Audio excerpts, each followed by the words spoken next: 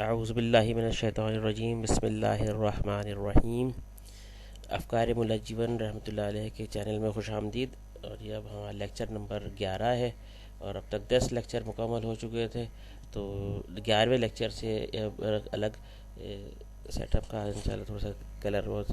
Back ground میں تبدیلی فرمائی کہ تھوڑی سی تبدیلی بھی آ جائے انشاءاللہ، کہ ہمارے 10 لیکچر مکمل ہو گئے ہیں اور لوگوں کے جیسے سوالات تھے تو اسی حوالے سے ہمارے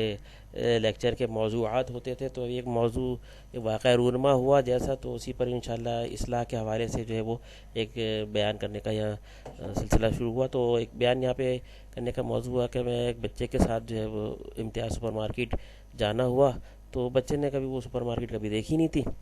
تو جب وہاں ہم اس سپر مارکیٹ میں داخل ہوئے تو بچہ اس طرح کی سپر مارکیٹ کو دیکھ کر کے بہت ہی زیادہ حیران ہوا اور کہنے لگا خالو یہ کیا، یہ کیسی دکان ہے، یہاں سب لوگ سامان لے لے کے بھاگ رہے ہیں، کوئی روکنے والا نہیں ہے۔ تو میں نے کہا نہیں بیٹا، وہ دیکھیں آگے ایک چیک ان والا بیٹھا ہے جہاں پہ اس کے علاوہ کوئی بھی اس کے بغیر کوئی سامان وہاں سے آگے لے کر کے نہیں جا سکتا، اس کو اپنے لیے ہوئے سامان کا پورا پورا حساب وہاں پر دینا ہوگا۔ تو اس بات کو سوچ کے واقعی کہ اصلاح کا ایک عظیم موضوع ذہن میں آیا کہ واقعی دنیا بھی ایک سپر مارکیٹ ہے جہاں پر جو ہے گناہ و ثواب کرنے پر اللہ تعالیٰ کی طرف سے کوئی روک ٹوک نہیں ہے۔ کوئی گناہ کرتا ہے تو کوئی اللہ تعالیٰ کی طرف سے کوئی فرشتہ مقرر نہیں ہے کہ جو چاہے اس کو بھی سر پہ ایک ڈنڈا مارے اور اس کو بولے خبردار جو تو گناہ کیا۔ تو یہاں پر جو گناہ کر رہا ہے، ثواب کر رہا ہے، بھی کوئی پوچھنے والے نہیں، مگر آگے جا کر کے ایک چیک ان موجود ہے جہاں پر آ کر کے ہر دنیا کے ہر انسان کو، چاہے مسلمان ہو غیر مسلمان، اس کو وہاں پہ حساب دینا ہے، اللہ تعالیٰ کے سامنے اس کو وہاں پہ حساب دیے بغیر اس سے آگے نہیں جا سکتا۔ جس طرح لوگ سپر مارکیٹ سے باہر نہیں جا سکتا بغیر اس میں سامان کا حساب دیے بغیر، تو اسی طرح وہاں بھی انسان جو ہے وہ اسی طریقے اپنے حساب کو دیے ہوئے نہیں جا سکتا۔ اس میں یہاں پہ کہ سپر مارکیٹ کا ایک نقشہ سامنے رکھتے ہوئے سوچا میں نے واقعی کہ اس طرح جتنے سامان سارے رکھے ہوئے، مگر عقل مند لوگ وہی ہیں جو یہاں پر ان سامان کو بقدر ضرورت استعمال، جیسے دنیا میں حدیث مبارکہ صلی اللہ علیہ وسلم ہے کہ دنیا میں ایسے رہو جیسے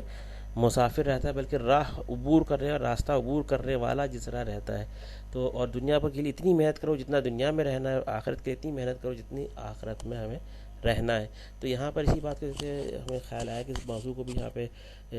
لوگوں تک پہنچا دینا چاہیے کہ یہ موضوع بڑا اہم موضوع ہے، کہ جیسے دنیا کی سپر مارکیٹ میں سامان سارے رکھے ہوتے ہیں، عقل مند وہی ہوتا ہے، اس کو پتہ ہے میں وہی سامان اٹھاؤں گا جس کا آگے مجھے جا کے چیک ان میں حساب بھی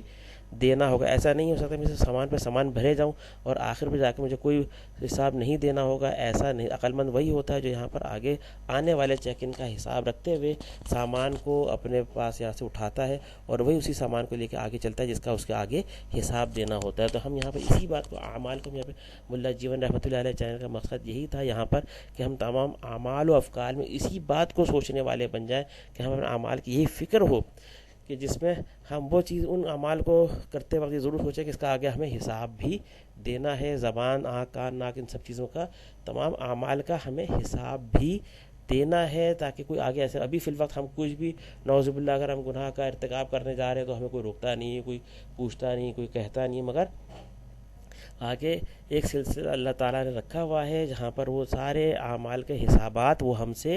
حرف بحرف اور لیے جائیں گے۔ وَمَن يَعْمَلْ مِثْقَالَ ذَرَّةٍ خَيْرًا يَرَهُ وَمَن يَعْمَلْ مِثْقَالَ ذَرَّةٍ شَرًّا يَرَهُ۔ ٹھیک ہے جی، اعمال کا حساب، ثُمَّ لَتُسْأَلُنَّ يَوْمَئِذٍ عَنِ النَّعِيمِ، تمہارے ساتھ نعمتوں کا حساب کیا جائے گا، سوال کیا جائے گا۔ تو ایسی جگہ موجود ہے جہاں پر سارے حساب، اس کا یقین ہمیں رکھنا۔ تو یہاں پر ہم اسی بات کو لے کے چلتے ہیں کہ دین کے تمام احکامات کہ جس پر کسی قسم کے کوئی فرقہ وارانہ موضوع نہیں ہے اور فرقہ موضوع ہونا بھی نہیں چاہیے، کیونکہ ملا جیون رحمۃ اللہ علیہ ہمارے رول ماڈل ہیں۔ ہم اسی بات کو لے کے آگے یہاں چل رہے ہیں کہ ملا جیون رحمۃ اللہ علیہ جیسے ہمارے رول ماڈل تھے، بغیر کسی فرقہ وارانہ شناخت کے ایک وہ مستند مسلمان ہیں ہمارے نزدیک اور معتبر عالم دین ہے، تو ہمیں بھی ان کی پیروی کرتے ہوئے تمام فرقہ وارانہ شناخت کو ہٹا کر انہی کی طرح کے ایک مسلمان بن جائیں، تاکہ پھر اسی طرح ہم اورنگزیب عالمگیر رحمۃ اللہ علیہ کی طرح ہمیں دوبارہ اقتدار حاصل ہو سکتا ہے۔ وما علینا الا البلاغ المبین۔